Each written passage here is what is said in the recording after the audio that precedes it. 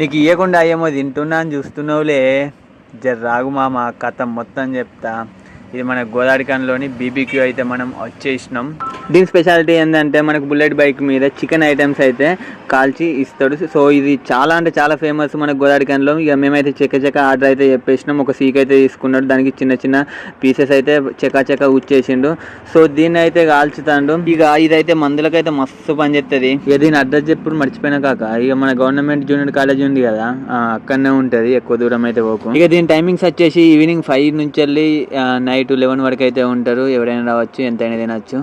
ఇంతలోనే నా ఫ్రెండ్ కూడా వచ్చేసిండు. ఇక కాసేపు అలా అయితే మాట్లాడేసినాం. ఆలోపు మనకు రెడీ అయితే అయిపోయింది కబాబ్స్.